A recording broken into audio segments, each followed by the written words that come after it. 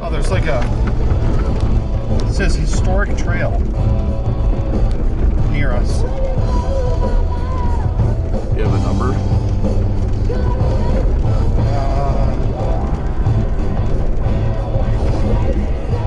It doesn't say.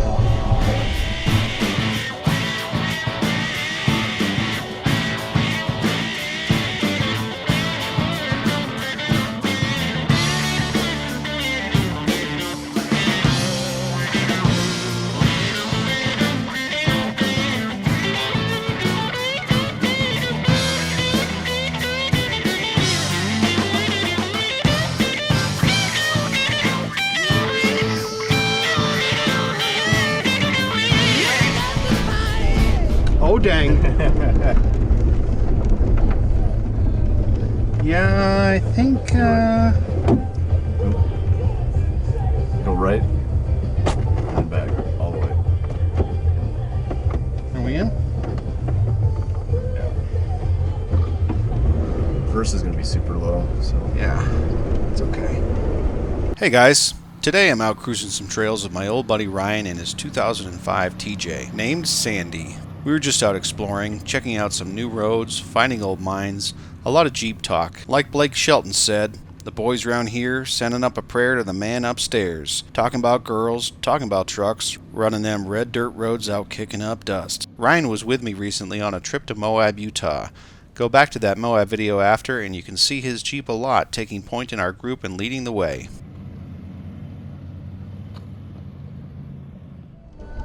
it's funny in Moab. I could see Jesse taking the hard lines because it's a long day. You're getting rocked. Yeah. So a lot of the smaller technical stuff, I would just take the easy line. Right. So would I. And then he'd sit there and take the hard shit. It's like, we know you can do it, but I think he just wanted to get more experience. Yeah, trying to find the limits probably. Yeah. I mean, especially you put that much money into it, you just want to see what it can do. Yeah. How well you built it. I heard his tires rubbing a little bit too, and I pointed that out in some spots. So, does he need to lift higher or? I think he just needs to Clearance? trim a couple things, Yeah.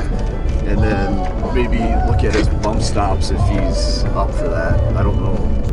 And that can be tedious stuff, Yeah. A lot of the guys I've Great read. Western Trail. Okay. That's what it's called. I think we're getting close to Okay. the end of this. There's something. Where there's signs, it means you're usually getting somewhere. Yeah. Today we found ourselves just north of Perkinsville, Arizona, an old railroad hub and now ghost town. We drove north onto Forest Road 354, part of the Great Western Trail. You saw Brian and I conquering Martin Canyon in last week's video, a much more technical section of the Great Western Trail. This section was still pretty rough though, as we traverse valleys and climb up the Mogollon Rim towards Williams, Arizona. The Mogollon Rim is the southern edge of the Great Colorado Plateau. Like, that section down Bloody Basin Road that we went one time? Yes. That's part of it, I'm Yep. pretty sure. Did you ever see I'm sure you have, the ultimate off-road adventure in Arizona? Yeah, I've seen a couple of them. It Where was they your- usually almost always end up in Crown King at some point. Yeah. This one started in Phoenix. They hit like Terminator and stuff just outside of Phoenix, and then I think I did Crown see that. King, and then they got on the Great American or whatever it's called, Yeah. up where you were talking about, and then they went up up to Flagstaff on some trails, Yeah, and didn't they end at some the waterfalls and stuff. KC Lights? I know last year held some kind of an event up there, Oh, really? and they had like big expo, and they had a bunch of other vendors there, and then they did a trail day on the Cinders. Cinders, yeah. Come back, dear.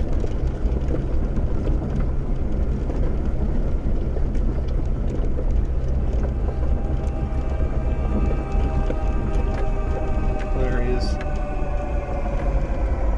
Mule. Whitetail.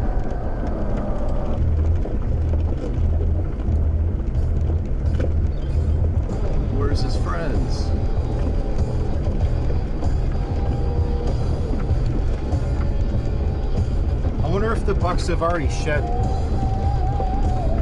Yeah. I don't know when they do. It's sometime around now.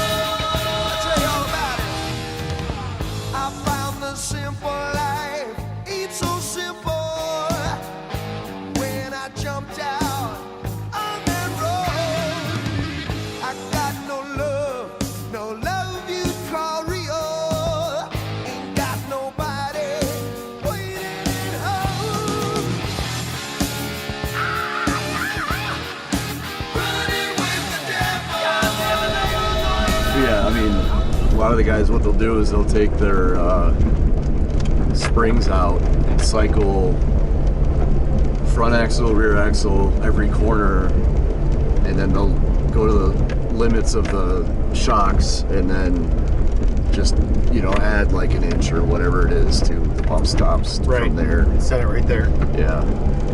And it just tedious, and then you got to put the springs back in. And I need new tires probably in the next year for the Gladiator.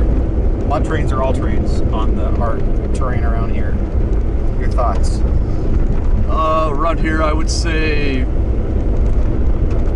mud terrains, but a lot of the stuff that we do, dirt trails like this, and of course street driving, all terrains are Much great. better, yeah. But you know, if you want to have that more rock crawling stuff, mud terrains will grip more and probably help you better in like sandier situations, I think. But yeah, we just don't do a whole lot of that, and I think I feel like the all-terrains would be fine, exactly like they are on this thing. Yeah. And they last longer and they're quieter. Yep. And you can still get them in 35s or 37s. Yep. They'll clear mud when it does get muddy out here, which is rare. Not as good, of course, but they will. I'd say for you, I mean, it's your daily driver and the stuff that we do, mainly trail stuff. Yeah. Yeah, all terrains.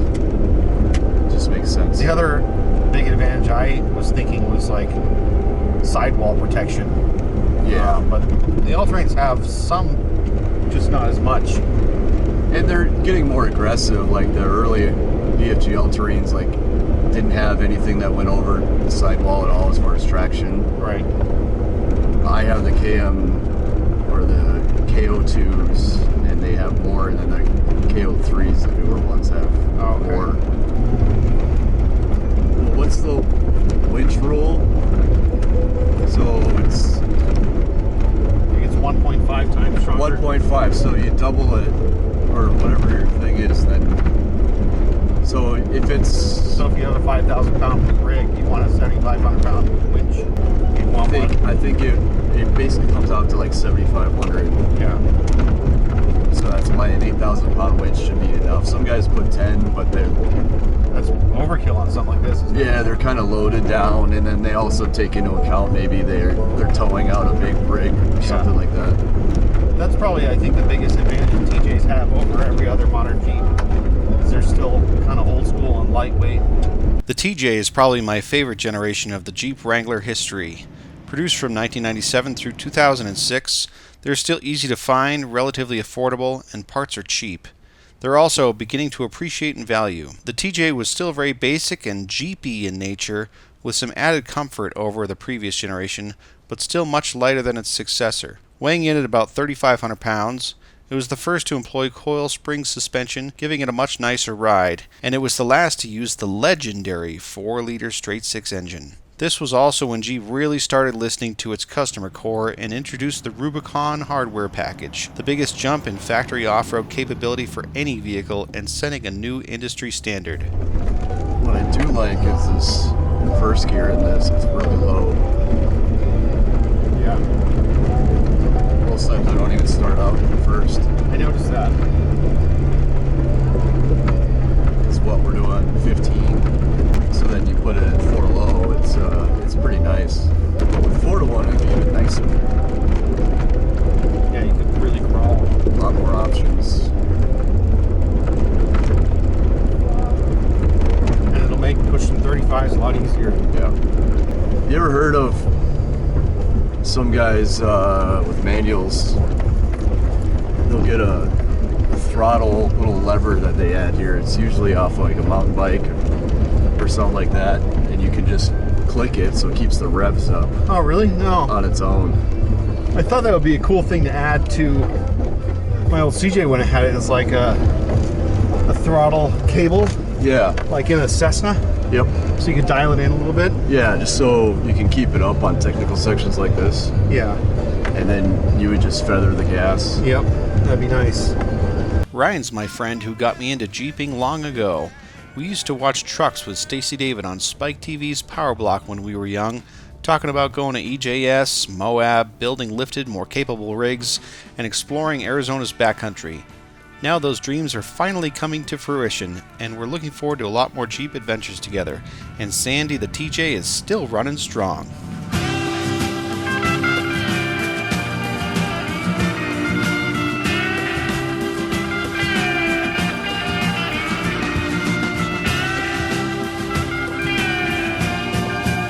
I get out so I don't die when he rolls down it.